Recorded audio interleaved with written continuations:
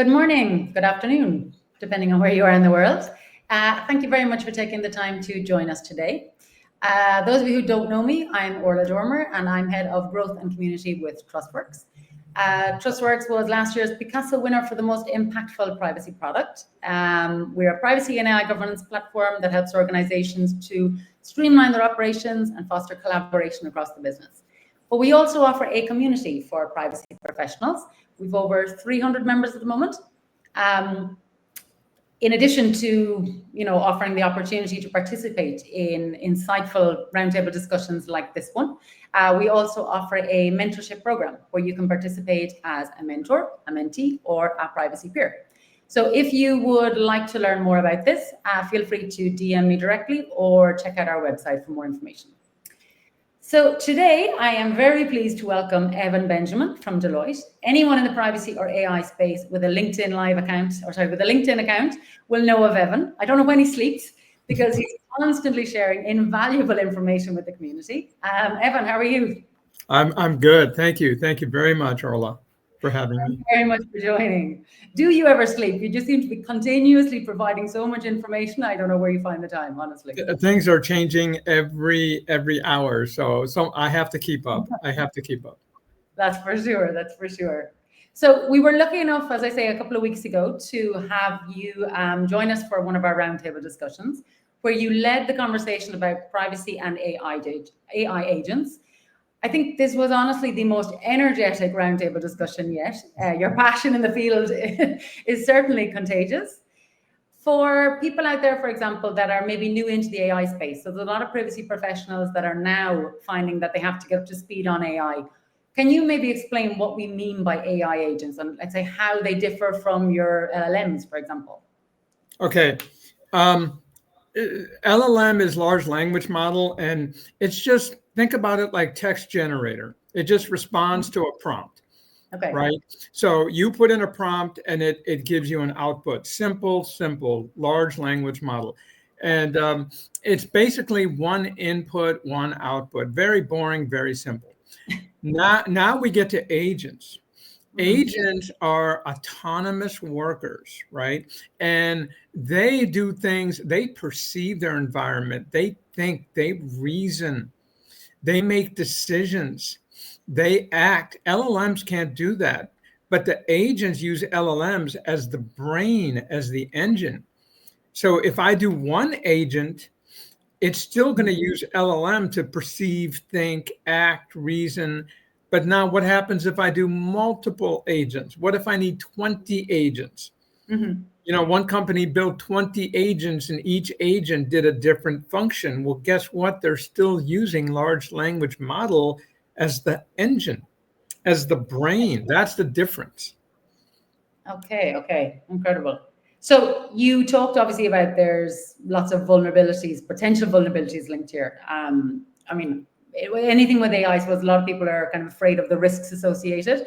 But specifically when it comes to AI agents, you mentioned like there's leakage and attacks. So what is the difference? What are we talking about here? Okay, so I broke it down into two categories.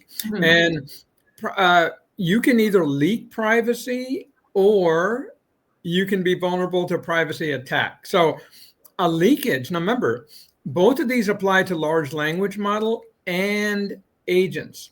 So there's different mitigation for LLM and different mitigation for agents. But leakage, passive. You don't even know your privacy is being leaked. It could be, something you just did innocently and 2 seconds later, privacy is leaked. So it's very passive. You have no idea this is happening. But it's because of vulnerabilities in the design. So let's say someone did a vulnerable, they didn't really check everything during the development and design. Okay. Automatically they're vulnerable, but you as a user, you don't know that. So you're entering prompts and all of a sudden you're leaking privacy. That's leakage. But it's not the user trying to be malicious. No. I'm putting in innocent information. And I don't know that what I'm putting in can lead to privacy breach? I don't know that. And I'm not being malicious. I'm being totally, an example is I I opened some LLM and I just put in information. Can you give me information on this medical condition, on this financial issue?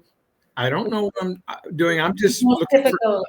The most typical search on ChatGPT, no? It's like ask a basic question to get the answer. Yeah. Yeah. And people don't know that we're going to talk about memory, but large language models have limited memory, but agents, they have persistent memory. They have memory modules. So as you prompt, you're not thinking about the memory. You're not thinking if the model or agent has memory or what the extent of the memory is. That's the problem. You don't know about the context. And Orla, the key word is context. So leakage happens with regular input. Mm-hmm. Now, attack is malicious. Attack is, so now we have an adversary who's actively looking at my outputs, my model, and they actively want to do this. So now we have backdoor attacks. Now we have data poisoning. Now we have any memory poisoning. We have things that don't happen with large language models. And this isn't passive. Someone can actually poison the data that I'm using. We use these things called retrieval augmented generation, right? Many people use RAG, but if I know the data that's being used for the RAG, like the model wants to go and search an external server. Okay. If I know the data on that server, I can poison that data before the model uses it. So when the model retrieves it, they're using poison data. And we're going to talk about when we have to watch out for that, at what stage. But that's an attack. Now I'm poisoning data. I'm poisoning the memory. I'm actively doing something so I can steal the model or steal PII. That's active, a lot different than the passive leakage. So would it be fair to say that I, as a user of ChatGPT or any other AI system, if I am guilty, it's likely passive because I'm not necessarily going to be intentionally attacking. So when it comes to most organizations and they're looking at their employees, there is still risk there because of unintentional passive leakage, let's say. So can you give me one or two specific examples? I know you mentioned that like it can be just due to the type of question, but I know we mentioned a few specific examples in our conversation the other day. Right. And there's fewer examples with leakage. Like there's something called sensitive input or contextual input. And that's even worse, Orla, because sensitive input, I'm asking about some retirement issue. And I forgot that, I mentioned the IRA that I was using. And I just put all these details thinking, here's my mistake. I'm thinking that any AI, not just ChatGPT, but any AI, I'm helping it. Yeah. And a lot of more context, the better the response. Yes, and that's the problem. Like we are taught in prompt engineering to give context. Yeah. But that's the problem, because I don't want to say who holds my 401k. I don't want to say, oh, I'm 20% invested in this fund. I don't want to say that because all that's being used. It's being used. And that's what I mean by sensitive. But context, look at this. I'm on a trip and I'm asking some AI, hey, look at this landmark down the street. Can you tell me about this? And if I do that enough times, and I say, look at this event happening near me. Can you tell me about this? It's going to infer. It's going to figure out. Yeah. It's going to figure out context. And it's going to say, he asked this question last June. What's going on? So I'm telling people, this sounds silly, treat the AI like an adversary, because Okay. you know how the law says anything you say can and will be used against you. Well, guess what? Guess what? When I'm typing in AI, and it doesn't matter, we have AIs at work, and I use AIs off work. Yeah. I watch everything I type, and then I turn off my memory settings because I don't want it coming back to me and says, "I remember you like going to Germany. I remember that." I don't want it to say that. Yeah. But I suppose most people think that's a benefit. You Most know, people, it's great. you It know, remembers everything. yeah, but you know why? I say this with love. We're lazy and we don't want to keep typing the same thing over and over. We want to Yeah. say, remember I said this last time, and we want context. And to me, context is very dangerous because Yeah. contextual leak is a passive leak. Okay. No, I get that actually. That makes sense. So then from the attack side, okay, so I can understand how the passive side, the leakage side is just easy mistake. And it's just down to ignorance, if you want to call it. We don't realize what we're doing. We think we're doing the right thing and then has its consequences. But the attack side of things, so that's more direct. So maybe give some key examples of how this can be done. Okay, so the attack has more stages because now you're looking at where is all the attack vectors that I can hit for large language model or agent. So think about this, Orla. When you do large language model, Mm. the first, what are the stages we go through? Like when I say poisoning, what am I going to poison? If I don't like the word hacker, but if I'm an adversary and you tell me to poison, I'm going to go to the data. So I'm going to go to the training data and poison it. And if I know that you use a certain training data set from the web, I'm going to go poison that. I'm going to put malicious information in that data set that I know you're going to download and use for your training data set. That's called data poisoning. You're poisoning the source. Yes. Okay. Yes. And people are using, people are using data sets all over, right? I can find Wikipedia, Common Crawl. I can find some data set that I know you're going to use. But here's the other thing. What happens if you're in a company and you're using internal training? You're training on a specific data set, right? It's not web. You're going to a server and you're pulling financial information because you're doing analysis. Okay. And I'm an internal employee, and I know you're going to go to this SharePoint site, whatever. I can poison that. If I was a bad actor, I'm going to poison internal data that I know you're going to use for training. That's data poisoning. But because agents, remember I told you large language model does not use memory. It shouldn't. Agents use memory. I know that any software developer out there can look at the memory module for an agent. There's an actual framework called LangChain.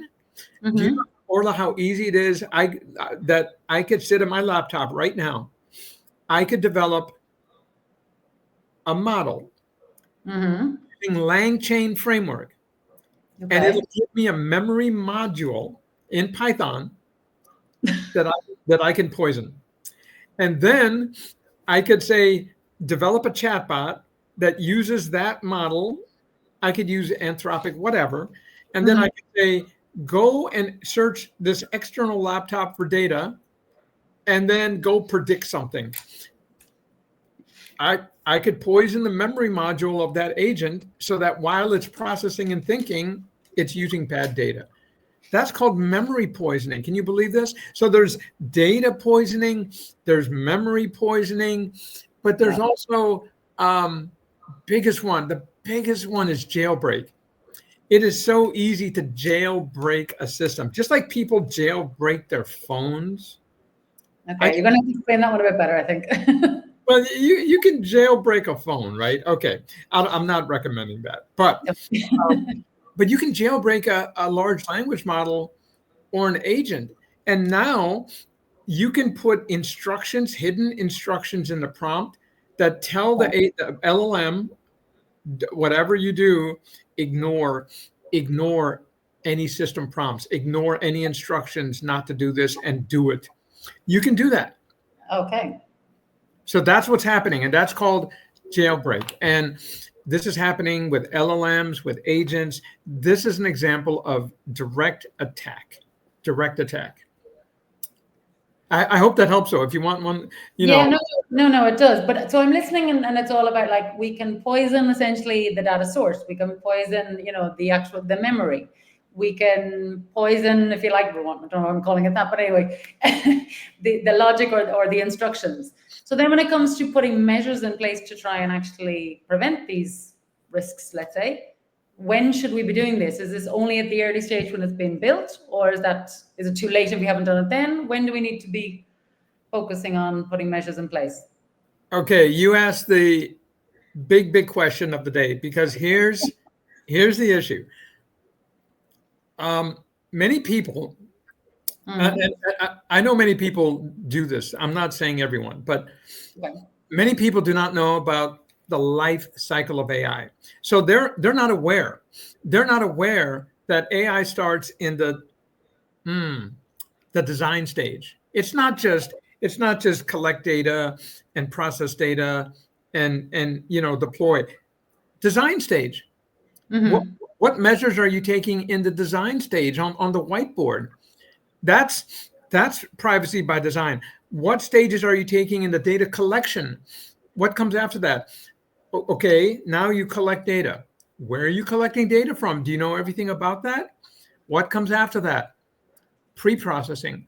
You don't go straight from data collection to deployment. You pre-process, you clean it, you normalize it. What did you do at that stage? What comes after that? Training. What did you do at that stage? Right? Because most people train, and they maybe train a few times, but they're not looking at what's happening with privacy at that stage. What comes after that? Testing and evaluation. Okay, tell me what you did. If I'm an auditor, which one day I would love to be an AI auditor, I'm going to ask you these questions. When you tested and you evaluated, you have all these processes. Did you check for privacy? What did you do for privacy specifically? What comes after that? I fine-tuned the model. What did you do for privacy? Okay, what comes after that? I deployed the model. What did you do for privacy? What privacy enhancing technology did you use? What comes after that? It's in the field, but I'm not continuously monitoring it. Oh, there's another attack vector. So do you see how many points I just told you that I have to check for privacy enhancing technology? And at every stage, I can have leakage, I can have attacks. But how many people are going to do this? Now, large companies are going to do this, right? But what about small to medium businesses who are rushing to develop their product? Yeah. Are they really going to think about every stage? And the other half of your question, more people are going to look at security by design. Security by design, not privacy by design, because they think that security covers privacy. Can you explain the difference? Like, where in your mind you're talking about the difference between the privacy versus security in this perspective? Security, I'm going to do something called threat modeling, and I'm going to borrow from cybersecurity, and I'm going to look at all the attack vectors. So if they say you're using APIs and what are some API attacks? That's all cybersecurity. And if they say, oh, did you design for denial of service? That's security. That's not privacy. No one's telling me about sensitive input and contextual input and memory poisoning. Some of that has overlap, but some of that is strictly privacy. So why aren't people having a checklist for privacy by design next to their checklist for security by design? That's what I want people to know. That's what as an auditor, that's what we help people. We help people fill in as a future auditor. Okay, I'm just saying that's my. We help people fill in the gaps. We do gap analysis. Okay. That's what I'm talking about. I want people to be aware of the full AI lifecycle that starts with design. And I want people to be aware that there's strict privacy checks separate from security, and then there's overlap. That's what I want people to be aware. Okay, and these obviously have to be put in place at all throughout the life cycle, as you say. It's not just at one particular point; it's a continuous. This is a 24/7 24/7 thing, and I would love to talk to someone who's actually doing this end-to-end life cycle 24/7. They're a role model. We need to copy them. We need to cookie cutter them. I'm telling you, I'm in search of the perfect developer here. Do you think there are many out there that are actually doing it all end to end? I'm going to say there are a few. There are some good ones who are just, they need to be recognized, and they need to come out and show what they're doing, because all we hear about is the bad examples. That's all we hear about. We don't hear about the good people who are really trying to make this perfect, so. That's life in general, isn't it? I know. We need to recognize call out the good people. So, okay. Okay, so we've talked about that it is necessary at each stage. So can you give some concrete examples, let's say, what type of measures can be put in at each stage? Okay, we could spend a whole day on this, because think about this. If what I say is going to apply to both large language models and agents, okay? But Orla, go to the first stage, data collection. Think about this. Think about GDPR and data collection. Even if this was not AI related, if I told you I'm collecting data for GDPR, what's the one thing that GDPR would require me to do for data collection? Data minimization. Why can't I do data minimization for training AI? Why do I need a whole corpus of data? Because people say the more data, the better. How do we fit data minimization for AI? Think about this.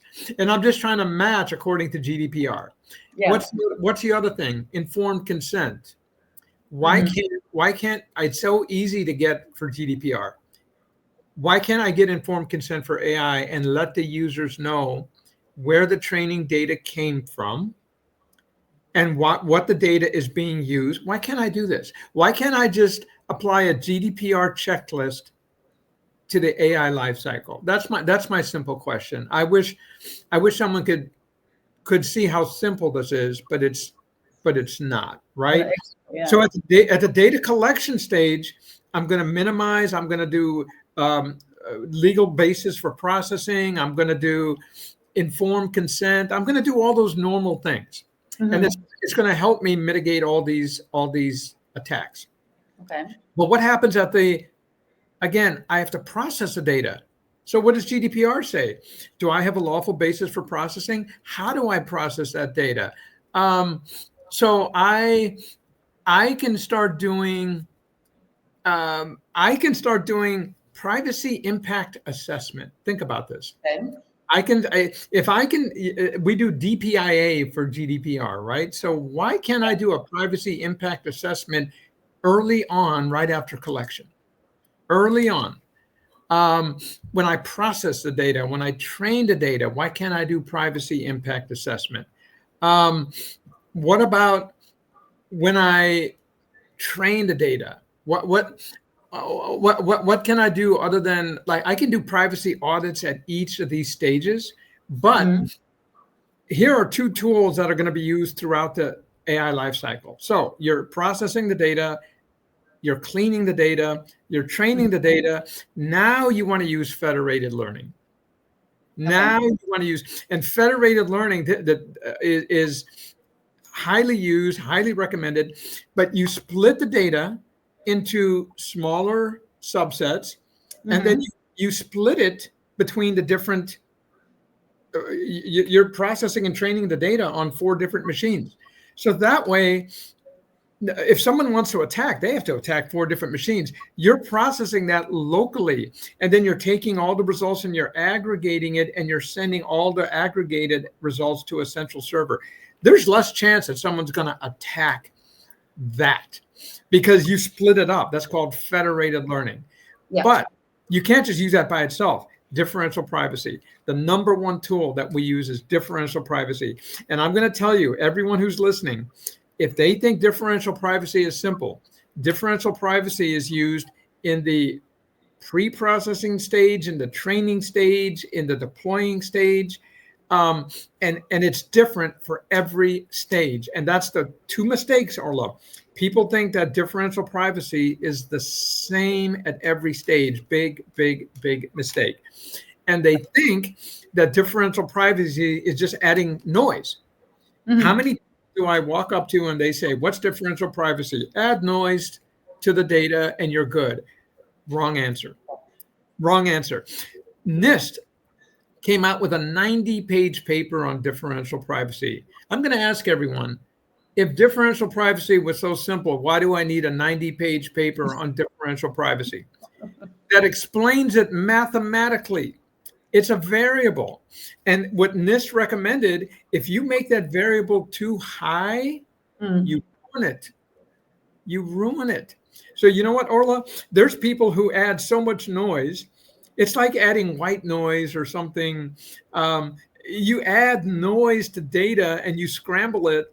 And you're thinking, oh, no one's going to look at my data now. NIST says if you exceed a certain amount of noise, you ruined it. Yeah. You just ruined your data set. And if someone says, please remove me from that data set, it's so scrambled, I can't see it. Do you see how dangerous this is? So I'm using all these tools and I'm using it at every stage and I'm just making it worse.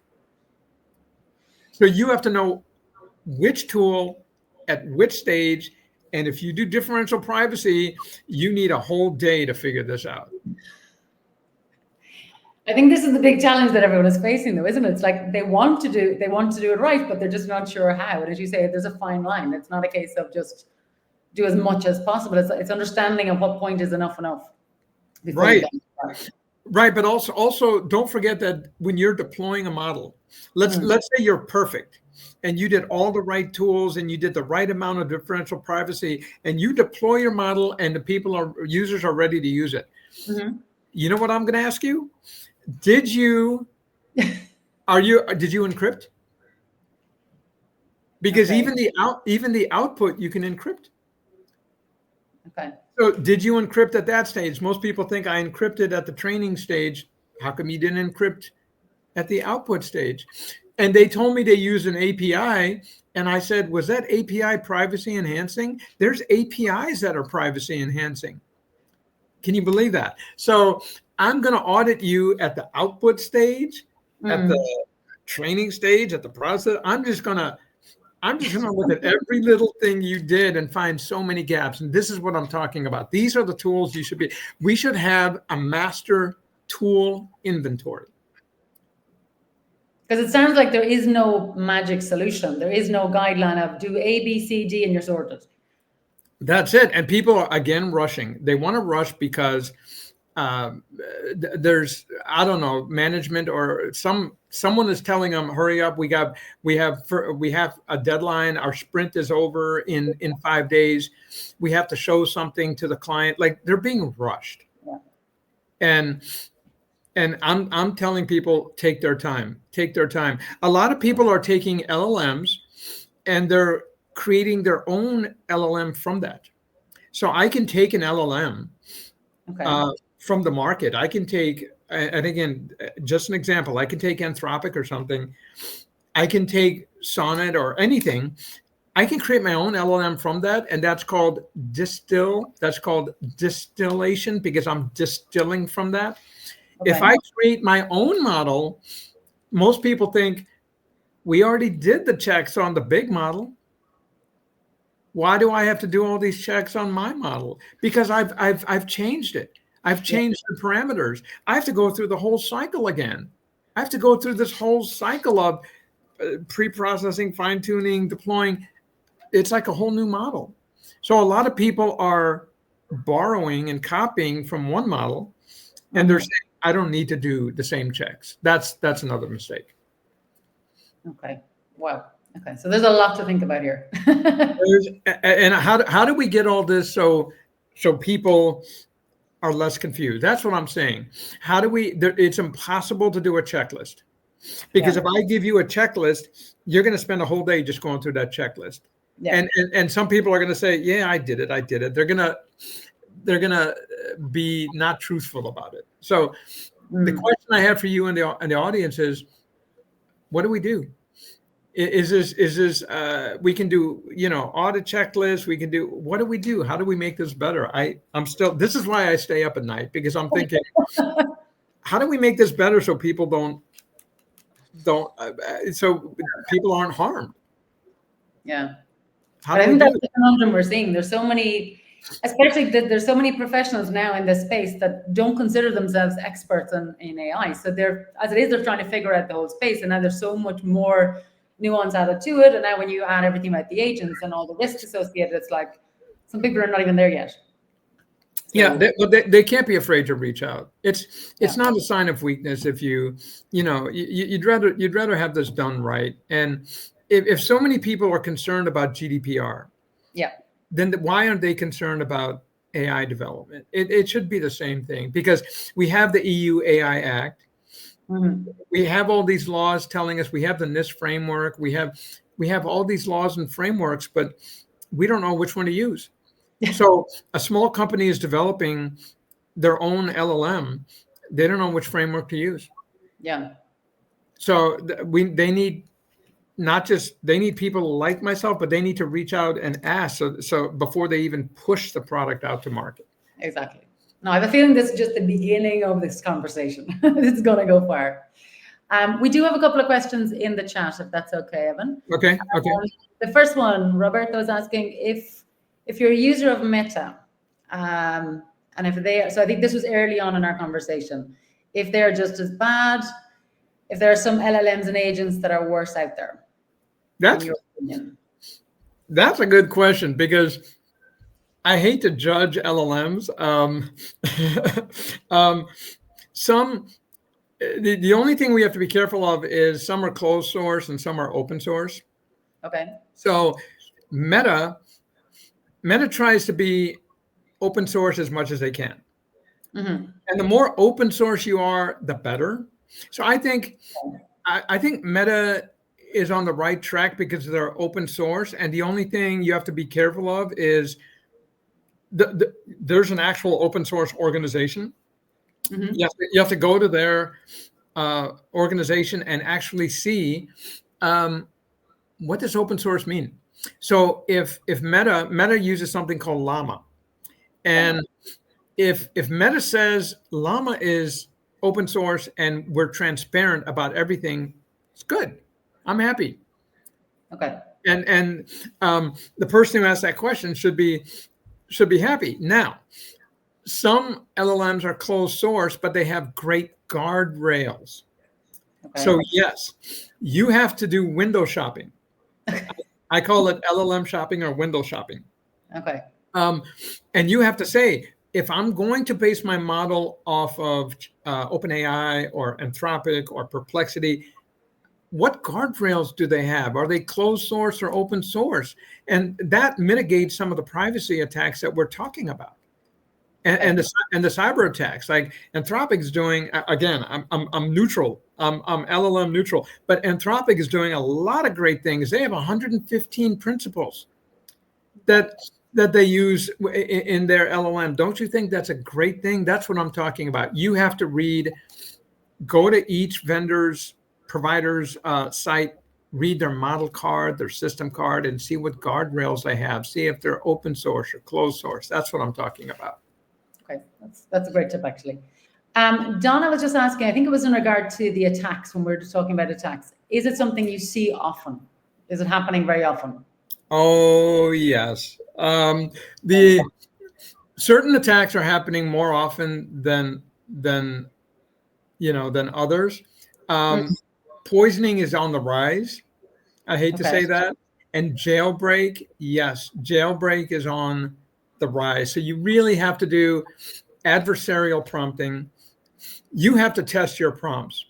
Someone in your company has to test every prompt and filter all the bad prompts, because not very few are being filtered right now. So jailbreak, data poisoning, memory poisoning, these are on the rise. Okay, lightning thought.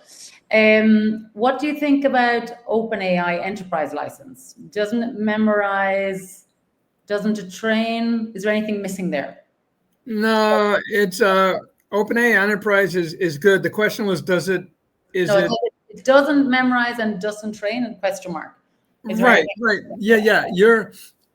They've got some controls in there. So OpenAI Enterprise, you're off to a good start if you're using that, right? My concern is with people who are not using OpenAI Enterprise, and they're just using ChatGPT 4.0 or ChatGPT 03 Mini or something like that. You're safer with OpenAI Enterprise, or even Anthropic Enterprise. Any enterprise license, you're safer, right? And I'm more concerned about the smaller companies that aren't using that. Okay. So, or the people at home who aren't using anything. They're just using regular ChatGPT or something, and they're putting in information they shouldn't be putting in. Because all it takes is a couple of people. Or what if everyone on my community were all share the same likes and dislikes, and we're all using ChatGPT at 7 p.m. every day, and we're all typing in the same thing because we're all planning a trip to the same destination, and all of a sudden, any AI will say, "What's going on in this zip code? Why are 10 people going to the same? Is there any now it's got information. Now it's going to attack 10 people instead of one." So that's what I'm saying. We forget about the context. So yeah, 100%.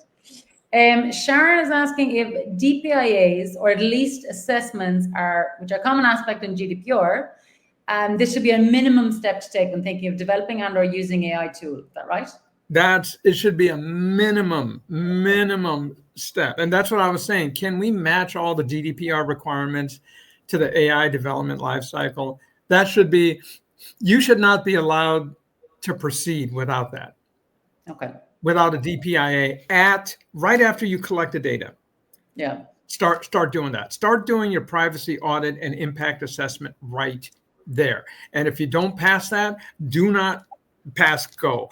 Do not train. Do not deploy. And I want to make that so.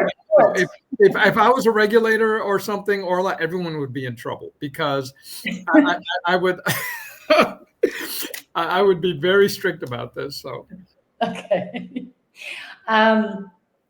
Somebody else here put a comment about how bulky data does not mean quality data. So minimization could possibly prove useful here. Yeah, and when you said say that first word, bulk. Bulky data does not mean quality data. Oh, yes. I think you mentioned at the beginning anyway that minimization is one of the key. Yes, 100% true, because we're thinking that the bigger the data, the better the results. And we're thinking the bigger the data, the more representative. Think about this. A bigger data, corpus data, doesn't mean more representative. You could have grabbed the wrong data from the wrong data segment, from the wrong segment of the population, and still have big data. So make sure it's representative, and then do data minimization. Okay. And then Donna also asked if we should also consider maybe privacy by design aspects like we see in privacy by demand aspects like we see in security by demand areas. Yes, we should. And how do we overlap that? Because if people have security checklist already for that, right? How do we mandate that, but during the design stage, not just the data collection stage? That's my big issue. How do we incorporate that? Because it's great to talk about it, and it's great to write white papers about it, but how do we actually enforce that. And that's why we're doing audits. When people do algorithmic audits, these are the questions they ask. And if something is lacking, the actual assurance is withheld. And it's kind of like if I go through an ISO 27001 or 42001, if I'm missing something, I don't get that certification. So if I'm missing something for privacy or security at the data collection stage, I'm not allowed to go forward. So yes, the answer to that question is yes, but what's the easiest way for people to start checking at that stage? That's my concern.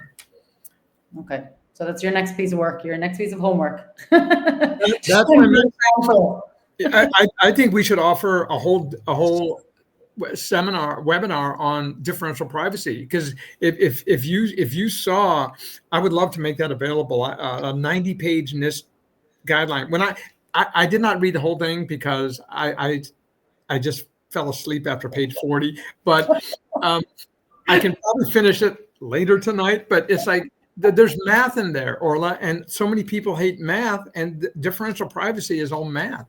That's how tough it is. Okay, well, you've now got a task to finish reading the document, and then let's discuss another conversation. Okay, I'm conscious of time. Evan, thank you so much. This has once again been a brilliant conversation. I love your passion and energy on this topic. Thank you so much. Thank you. And thank you to everybody else who joined us today. As I mentioned before, if you would like to join the community to get hands-on and more involved in these conversations, please reach out to me directly. And if there's any other topics that you would like to have us discuss, I'm sure Evan would be more than delighted to jump on another call with me. So yes. Thanks, everybody. Have a great rest of the day, and I hope to see you soon. Thank you.